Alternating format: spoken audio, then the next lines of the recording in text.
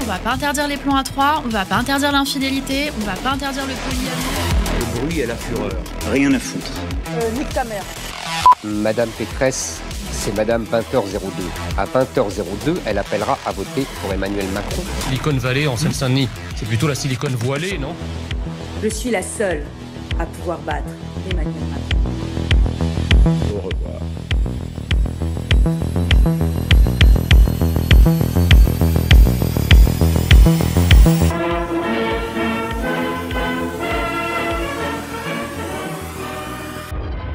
Eh bien non, pas au revoir du tout. Bonjour et bienvenue dans ce deuxième épisode de Divergence Politique. Une équipe de choc toujours autour de moi pour décrypter l'actualité de manière engagée. Alors, 1000 fois merci, chers abonnés. Vous étiez un peu plus de 7000 à nous suivre sur ce premier épisode.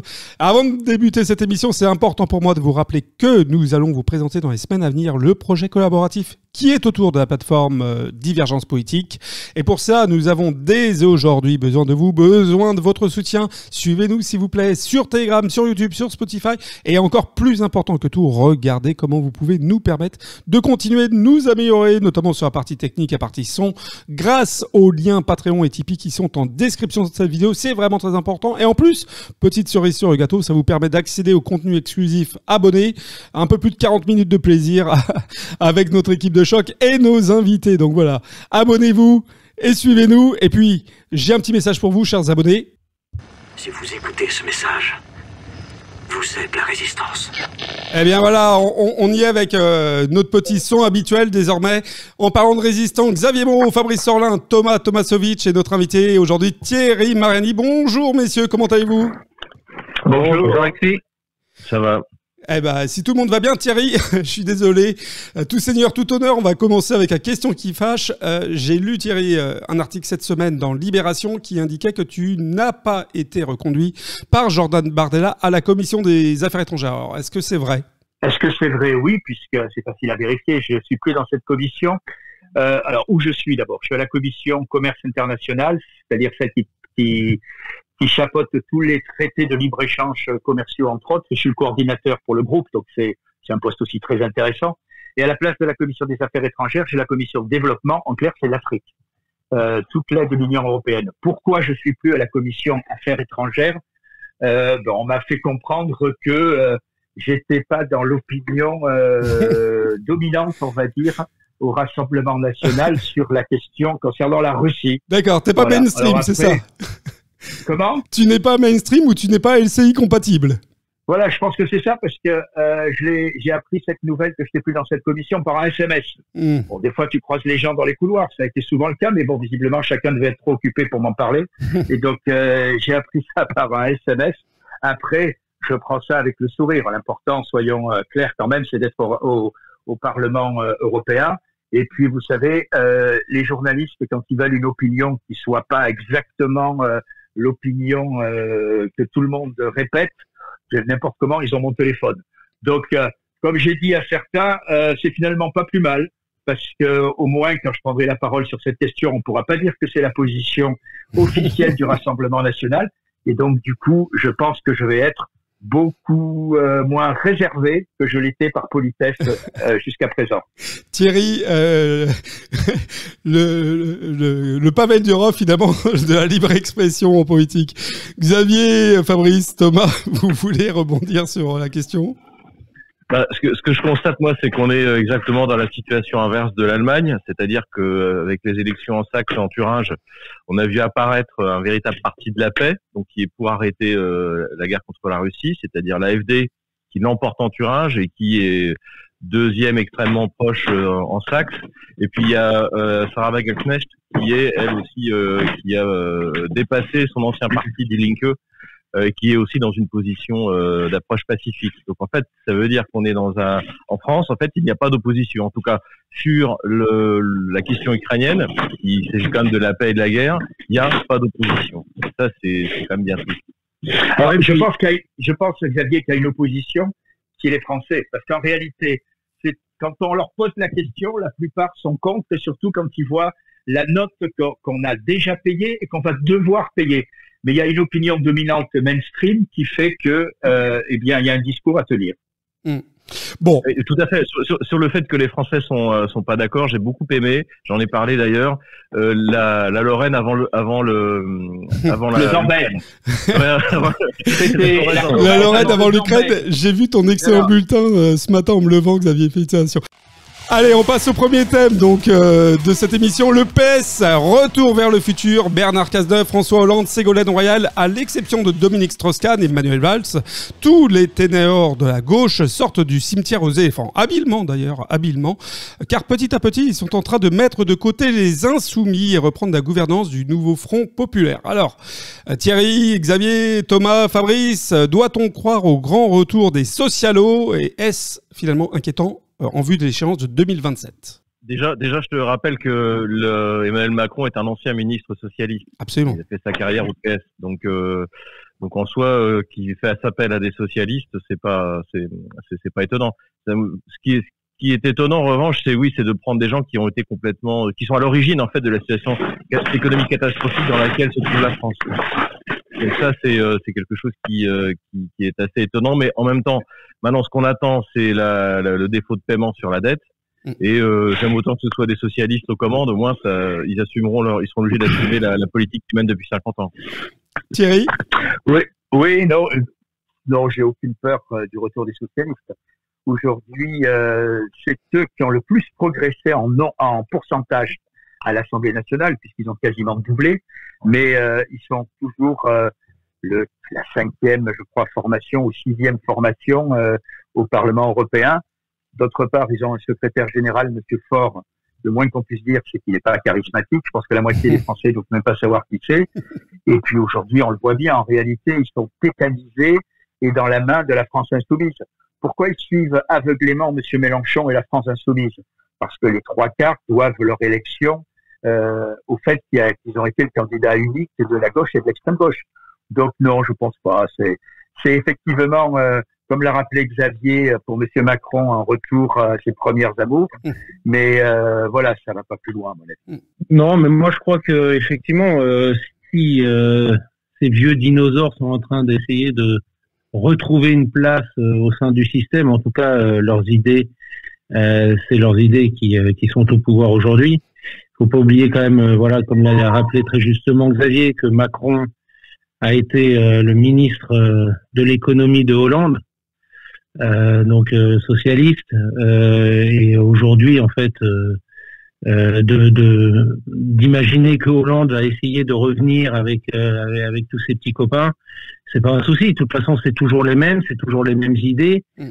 Quel que soit le président, ça fait quand même un bon paquet d'années que la politique est dominée par l'idéologie socialiste.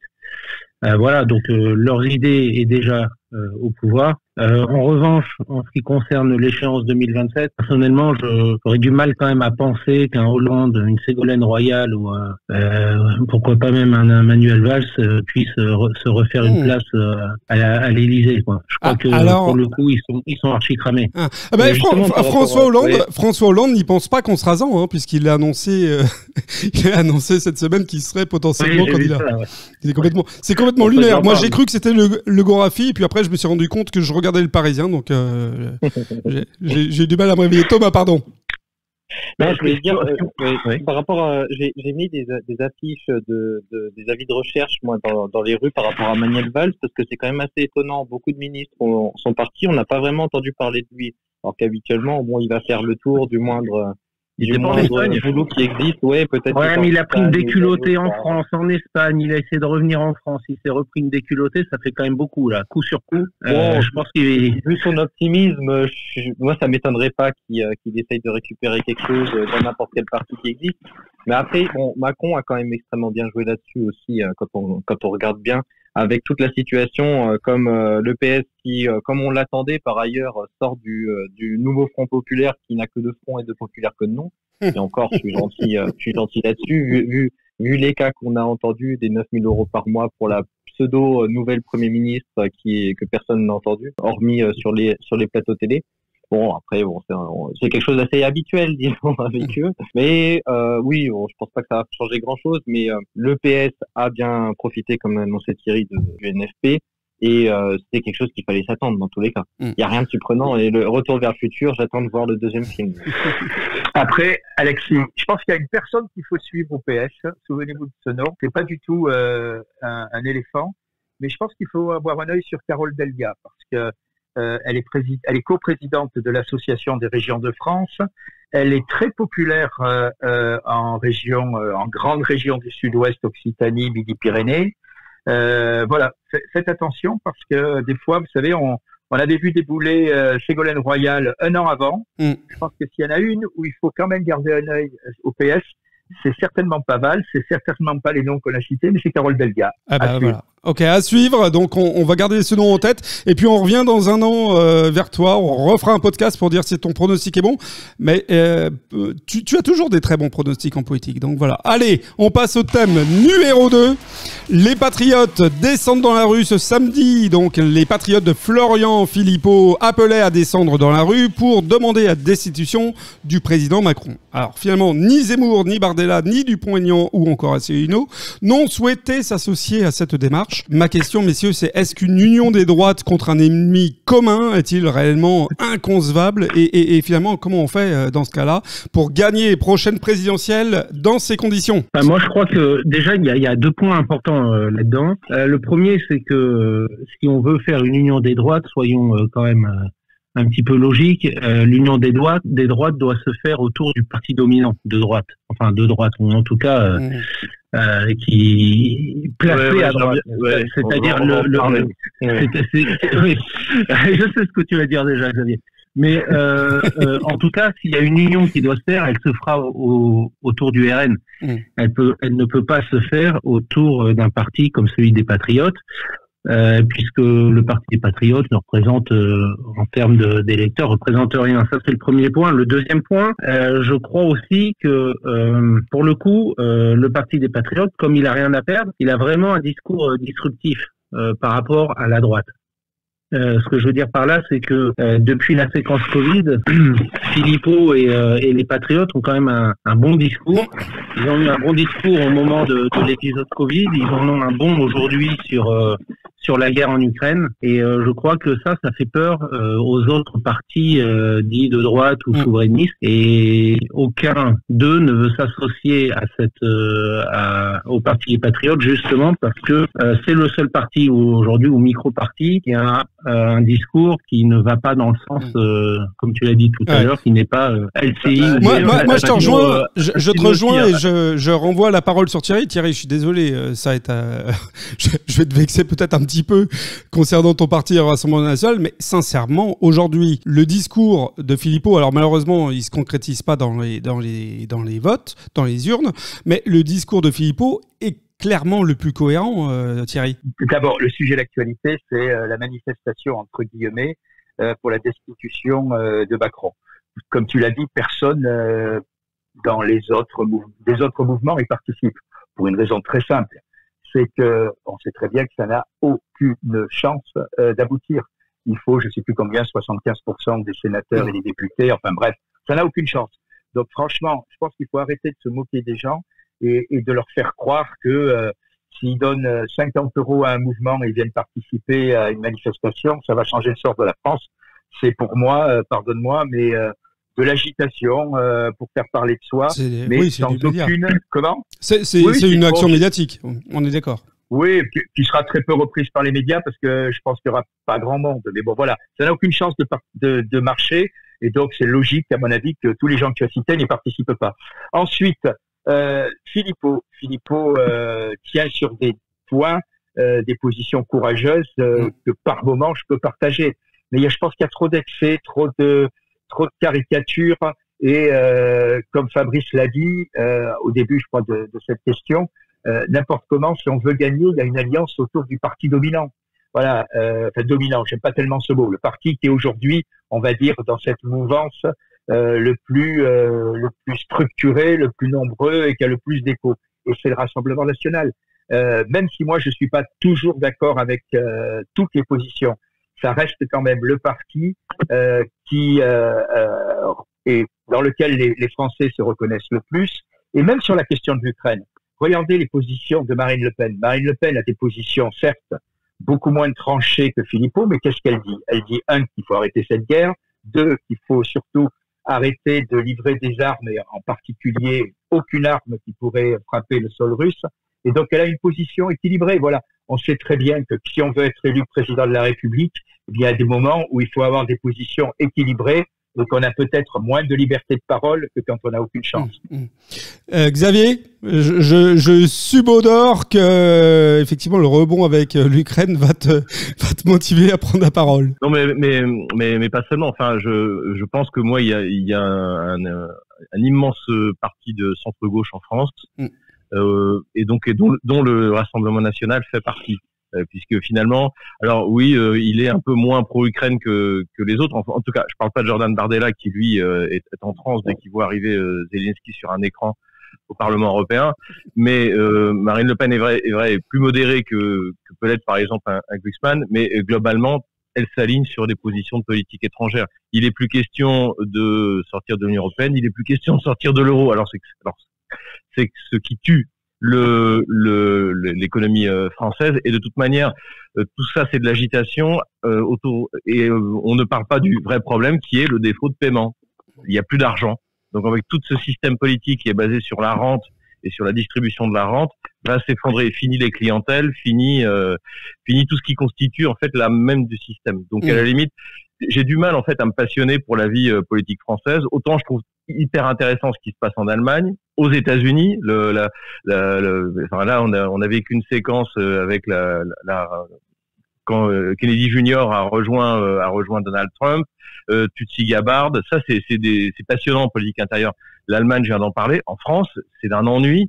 Il y a cette espèce d'énorme centre, ce que j'appelle le gauchocentrisme. En fait, et finalement, c'est l'histoire de la politique française depuis la Troisième République, à l'exception du général de Gaulle, bien entendu. C'est-à-dire que on passe du radical au radical socialisme, et puis on revient au socialisme, et puis un petit peu de communisme par-ci, et puis maintenant la France, le Front populaire, etc. C'est navrant, et derrière, il n'y a pas d'idée.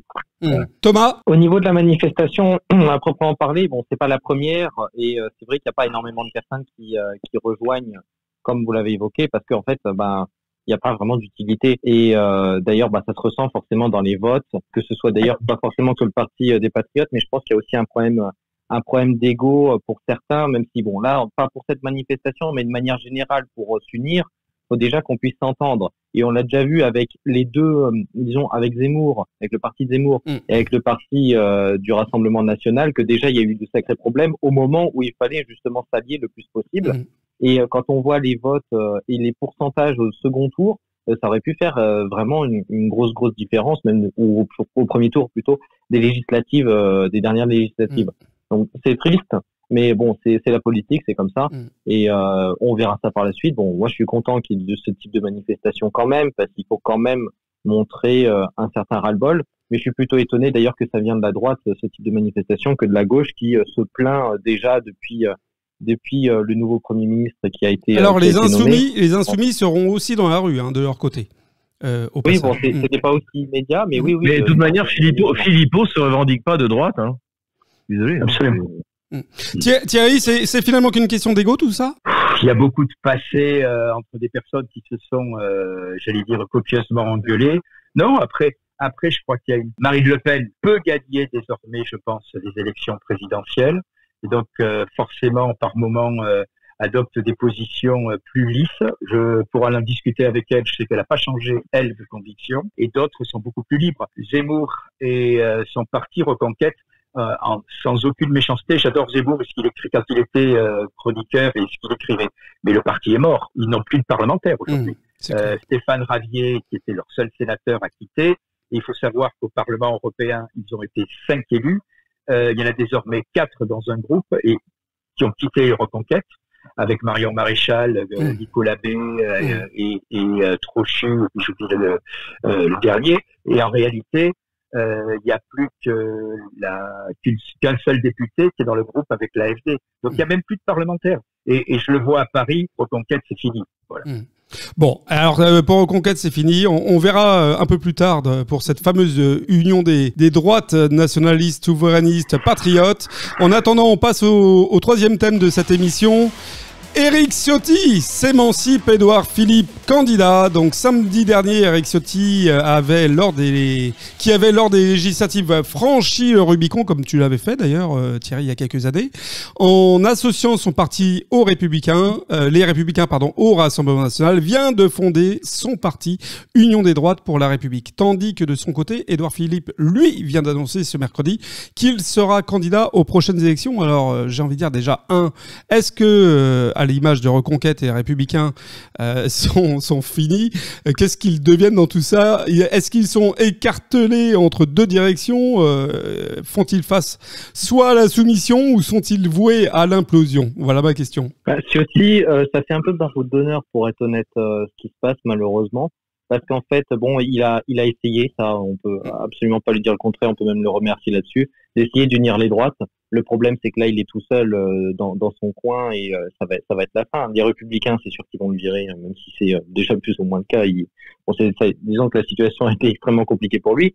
Mais oui, c'est bon. Chacun essaye de gratter des parts. On est encore très loin des prochaines élections importante. Donc, comme d'habitude, on le verra que un an avant pour avoir quelque chose de concret et savoir qui a plus de chances de gagner. Mais là, oui, dans sa situation, c'est complexe pour lui. Il faudrait qu'il se rajoute peut-être au Rassemblement national, ce serait sa seule opportunité. Mais est-ce que Marine Le Pen voudrait de lui? Ça, c'est encore autre chose.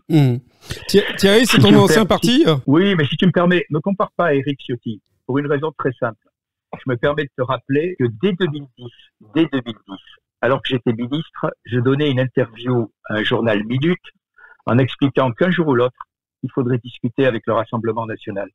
Et j'ai toujours défendu cette position les 8 dernières années où j'ai été aux Républicains, y compris jusqu'à créer ce qu'on avait appelé la droite populaire, où il y avait une 40aine de députés. Donc, pour moi, c'est une position cohérente. Éric Ciotti, je me permets de rappeler sans aucune malice que la semaine avant la dissolution, il y avait une motion de censure au Parlement français et qu'il a expliqué que jamais il ne s'associerait au Rassemblement national pour voter la semaine avant. Jamais il ne s'associerait au Rassemblement national pour voter cette motion de censure parce que il a récité la litanie habituelle.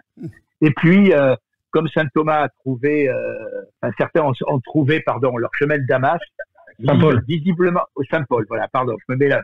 Les souvenirs du petit séminaire, je vais pas assez souvent à l'église, tu vois. Saint-Paul. Dans la nuit qui a suivi la dissolution. Et donc, 3 jours après qu'il ait expliqué que jamais il ne voterait une motion du Rassemblement national, je pense qu'il a eu une révélation, pas christique, mais mathématique. C'est-à-dire qu'il a refait ses comptes de voix sur Nice et que, hop, mon Dieu, il s'est dit qu'il fallait s'allier au Rassemblement national. Alors, est-ce que c'est une bonne nouvelle? Bien sûr. Parce que ça casse les Républicains. Toutes les personnes qui nous rejoignent, même si leur conviction ou leur conversion sont tardives et ont eu besoin d'une nuit mathématique pour y parvenir, c'est une bonne nouvelle. Après, je suis très sceptique parce que il avait annoncé qu'il venait avec une 20aine de députés, etc. À la sortie, il a eu 1. Voilà. C'est la tirade du CID, un peu de Nouvim. Oui, mais et puis vous me pardonnez un souvenir personnel. Aux élections régionales en Provence-Côte d'Azur, où au premier tour, assez courageusement, il avait refusé de voter Muselier. Au deuxième tour, il a appelé à voter pour la liste Muselier le mercredi. Voilà. Donc, ce que je veux dire par là, c'est, et j'aime pas quand on me compare à Ciotti, parce que moi, j'estime qu'il y a une logique et que j'en ai payé le prix pendant un certain nombre d'années parce que ce soit Monsieur Juppé ou Madame Pécresse me barrait systématiquement au sein du RN. Voilà, je répète, Éric, il a eu une nuit de révélation. Après, la question que je pose, c'est combien de temps ça va durer? Est-ce que c'est une bonne chose? La réponse est oui.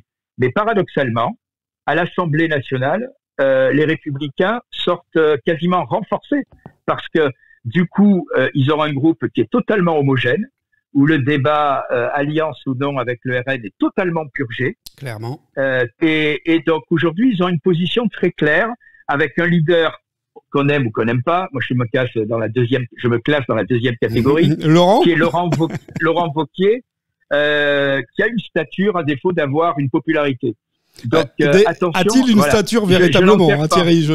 Ça, c'est une vraie question. Ça n'a jamais véritablement marché pour lui. Pour le moment, ça n'a jamais véritablement marché. Mais voilà, des fois en politique, on voit des gens qui décollent, etc. Et puis, je pense qu'Éric Ciotti Je connais bien la politique en PACA. J'ai grandi. Je vous rappelle que j'ai été élu 10 fois entre député, maire et conseiller général dans cette région et 4 fois au conseil régional. Vous savez, il y a des gens qui ont qui doivent tuer le père. Renaud Muselier, il a toujours rêvé de tuer Gaudin. Godin est mort, paix à son âme. Mais bien sûr, quand je dis tuer, c'est politiquement, on est bien d'accord. Hein, j'allais dire de battre Gaudin. Ciotti, son ambition ultime, c'est Estrosi. Voilà. Donc je pense que pour Éric, son vrai rêve, c'est les municipales prochaines. Et son vrai rêve, c'est la ville de Nice. Voilà, c'est tout. Bon. Mais c'est une bonne nouvelle. Voilà, c'est une très bonne nouvelle. Mais sincèrement, de toute façon, chaque fois que vos adversaires ou concurrents se divisent, et chaque fois qu'il y en a qui vous rejoignent par conviction, par intérêt, par révélation nocturne ou par choix tactique, c'est toujours une bonne nouvelle. Xavier Fabrice. Moi, je crois que les Républicains, à mon sens, c'est un parti qui a réussi à sauver les meubles là, aux dernières élections législatives. Mais je lui vois pas beaucoup d'avenir dans la mesure où c'est un parti qui a trahi ses électeurs de droite pendant des années, qui a trahi et renié tous les principes de droite.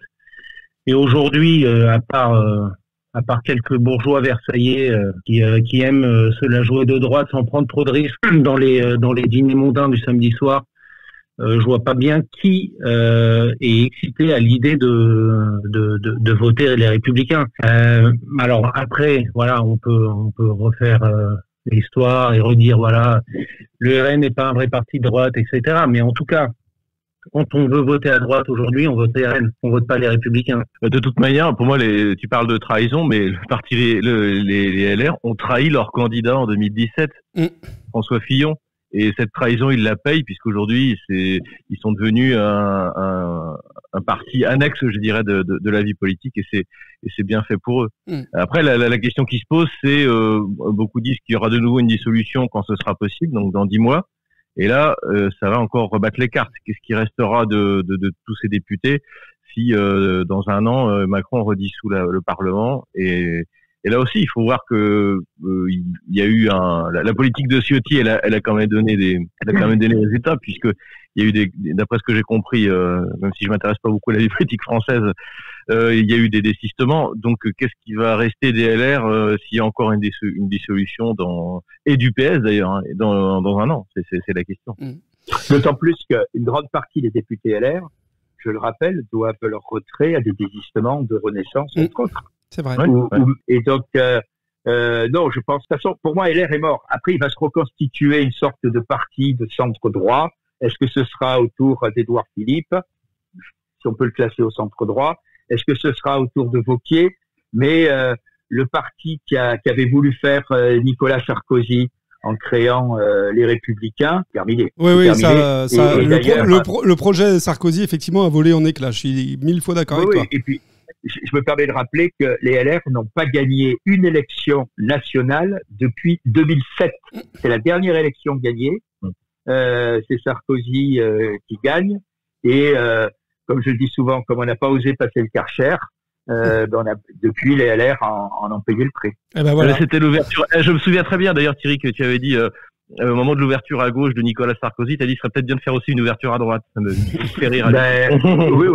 Oui. Mais j'ai vécu ce mandat, puisque j'ai même été ministère technique des Transports à la fin. En réalité, les 18 premiers mois ont été bons, et ensuite ça a complètement commencé à dériver. Parce que moi je dis toujours, j'ai 66 ans, je suis plutôt à la fin d'une carrière politique qu'au début. Quoique maintenant, quand je vois qu'on peut devenir Premier ministre, voilà, on ne sait jamais, hein, voilà. Mais bon, Mariani 2027, est-ce que tu nous fais une annonce?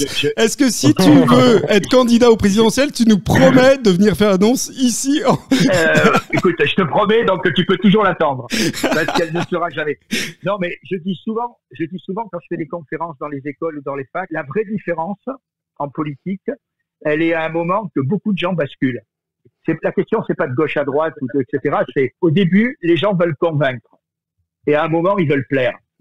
Et quand ils passent de je veux convaincre à je veux plaire, c'est là où commencent tous les renoncements et c'est là où commence toute la soumission à, j'allais dire, l'opinion dominante mainstream des médias ou des cercles de pouvoir. On reparle de Jordan Bardella, là. Non, je parlais de Nicolas Sarkozy. Messieurs, on va en rester là pour le sujet. C'est super passionnant. On pourrait y passer des heures à discuter entre nous de ces questions-là. Mais je vois le temps qui avance et on va faire notre dernier thème non abonné. On va arriver en Allemagne chez nos voisins et on va parler de la droite nationaliste qui fait son grand retour le week-end dernier. Donc l'alternative pour l'Allemagne, l'AfD, vient de remporter une victoire électorale importante dans les régionales en Saxe et à Thuringe, enfin dans la région de Thuringe. Quelle est l'importance de cet acte fondateur pour les nationalistes allemands et quelle perspective politique pour l'Allemagne vis-à-vis de l'Union européenne? Là, on va commencer par Thierry parce qu'en plus, comme on va parler d'Europe, à tout seigneur, tout honneur. Non, c'est une bonne nouvelle. D'abord, c'est une bonne nouvelle parce que c'est une raclée pour la CDU et la CSU. C'est une bonne nouvelle parce que même si au Parlement européen on n'est plus dans le même groupe, globalement on est sur des lignes communes. Après, les gens de l'AfD, je répète, on les connaît bien puisqu'on était dans le même groupe au mandat précédent. C'est un parti très décentralisé.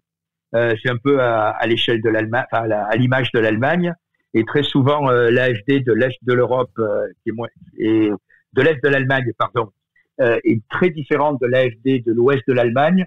Et même si je suis d'accord à 99% avec ceux qui défendent, il faut qu'ils fassent par moment un peu le ménage dans leurs responsables, parce qu'il y en a qui ont eu quand même quelques déclarations inadmissibles, comme le Rassemblement, comme le Front National il y a 30 ans. Voilà. Mais c'est une bonne nouvelle, ça veut dire que de plus en plus, on a peu parlé d'Europe, mais de plus en plus, les gens réalisent le piège que représente l'Europe.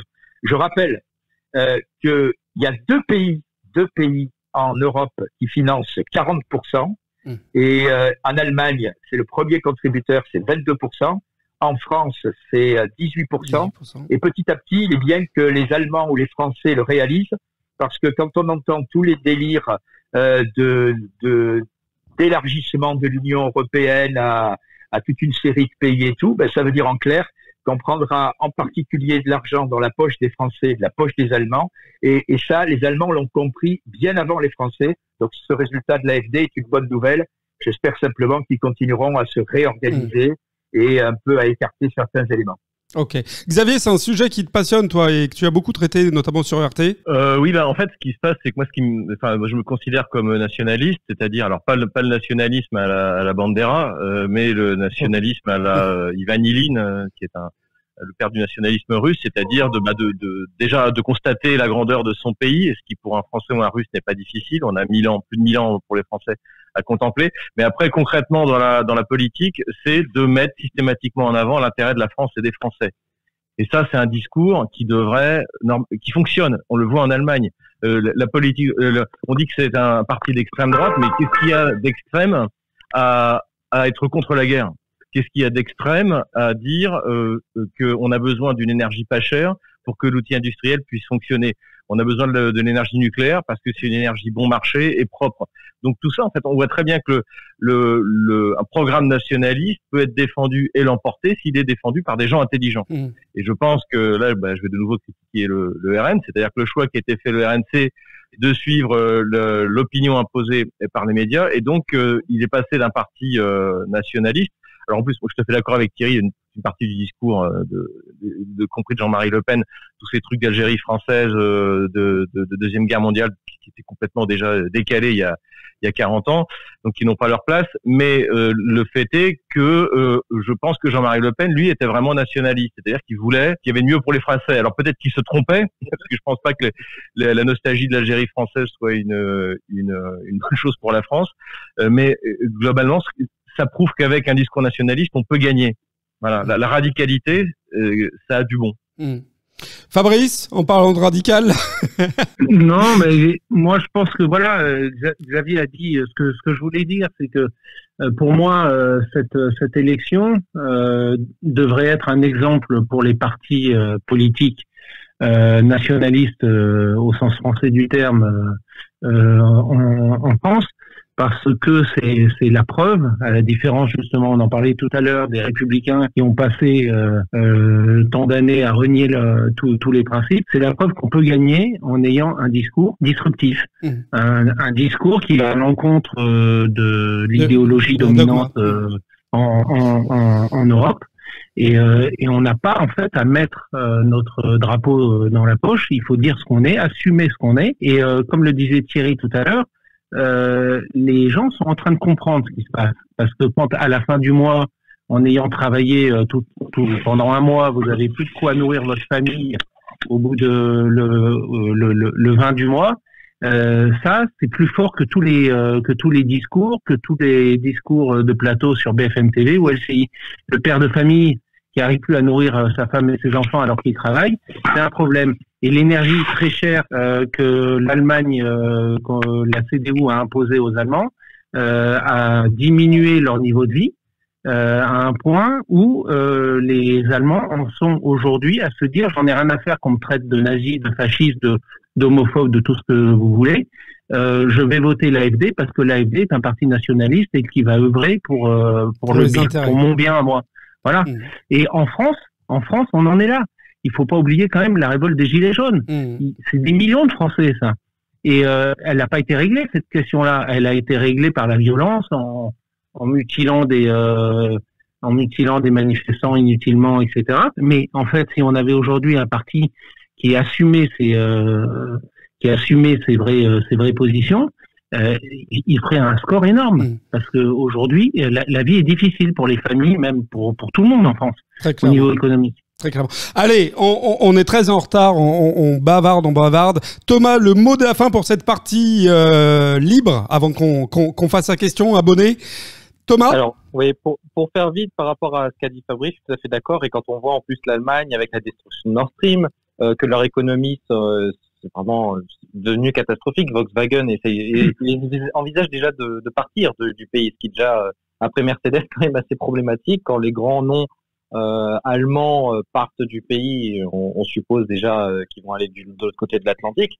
Donc c'est quand même assez triste. Mais par contre, moi, je suis très content que ce genre de choses arrive, parce que oui, il faut quand même sortir de cette idéologie globale. Mais l'Union européenne derrière, dans tous les cas, ils n'auront pas un poids des plus importants quand on sait que les petits pays ont quand même une importance assez importante. Disons, des pays de l'Est, des pays baltes, par exemple, ne vont jamais accepter ça, parce qu'en fait, ils ont beaucoup trop à perdre pour que des pays soient comme ça. Ils vont essayer de tout verrouiller, même si leur importance est quand même assez relative. Et sans compter forcément les députés qui sont en Allemagne, parce qu'en fait, c'est quand même assez régional. Hein. On est plutôt dans la région de l'Est, qui est assez de ce côté-là, au niveau politique. Excusez-moi, je suis pas d'accord sur un point. Les pays baltes sont en train de prendre une importance démesurée. Je dis bien démesurée au sein de l'Union européenne. Je vous rappelle que pour la première fois, on va avoir pour les 5 prochaines années un haut représentant de la politique étrangère, c'est-à-dire qui conduit l'Europe, qui représente l'Europe au niveau de la politique étrangère, qui est Madame Kallas, la première ministre estonienne. Ouais. Alors que jusqu'à présent, je vous rappelle qu'on avait une Britannique, Ashton, un Italien, une Italienne, Mogherini, et un Espagnol, Borrell. C'est-à-dire 3 grands pays. Pour la première fois, on a une Balte dont la seule obsession, c'est la Russie. Parce que farouchement anti-russe. Ouais. Absolument. Et deuxième point, et là je vous demande de le suivre, parce que si c'est le cas, c'est catastrophique. La presse allemande vient de dire qu'un autre commissaire balte, M. Dombrovski, lui aussi farouchement anti-russe, allait être chargé de je sais plus quoi et de la reconstruction de l'Ukraine. C'est-à-dire que ça veut dire que même si l'Ukraine n'est pas dans l'Union européenne, les pays baltes nous poussent à prendre en charge la reconstruction de l'Ukraine. C'est une folie. Là, on est sur des centaines de milliards. Voilà, excusez-moi pour la parenthèse. Il n'y a pas de souci. On finit donc cette émission en accès libre. Thierry, c'est quoi ton actualité dans les semaines à venir ? Dans les semaines à venir, ça va être les auditions des commissaires. Ça, c'est l'un des points où c'est pas mal au Parlement européen, pour être honnête. C'est-à-dire que tous les commissaires qui ont été choisis par les États, acceptés par von der Leyen, doivent passer devant les parlementaires qui votent pour ou contre en fonction de leurs compétences, de leur passé, de leur honnêteté. Je vous rappelle que dans le précédent mandat, 3 commissaires avaient été retoqués Donc quand même quelque chose que j'aime rappeler, dont la commissaire française, dont j'ai oublié le nom, vous allez m'aider, qui était ministre de la Défense, et où on avait, ancienne ministre de la Défense, et on avait découvert que cette commissaire, alors qu'elle était dans le mandat précédent députée européenne, était salariée par une fondation américaine à plus de 10 000 euros par mois. Mais comme c'était une ingérence qui n'était pas de pays de l'Est, mais qui était une ingérence américaine, Amical. Les gens ont trouvé ça quand même pas normal, mais elle a a été retoquée. Donc c'est pas une ingérence, c'est les États-Unis. Ben oui, c'est non, une mais amélioration. Tu as raison. C'est une assistance. Ah, Madame Goulard, voilà, le nom me revient. Madame Goulard. Tout le monde a oublié cette histoire, mais c'était l'illustration qu'une fois de plus, la véritable ingérence au niveau de l'Union européenne, elle n'est pas à l'Est. Elle vient d'outre-Atlantique. Eh ben voilà, les meilleurs punchlines aujourd'hui sont signés Thierry. Chers abonnés, restez en ligne, on continue avec vous pour la question abonnée. À tout le monde, par contre, je vous dis attention, changement d'horaire, on se retrouvera désormais tous les vendredis matins à partir de 8h, heure de Paris. Je vous dis à la semaine prochaine et d'ici là, n'hésitez pas à nous suivre sur les réseaux sociaux et surtout, n'oubliez pas de voir les liens en description Patreon et Tipeee pour voir comment vous pouvez nous soutenir et nous permettre donc de continuer. Au revoir.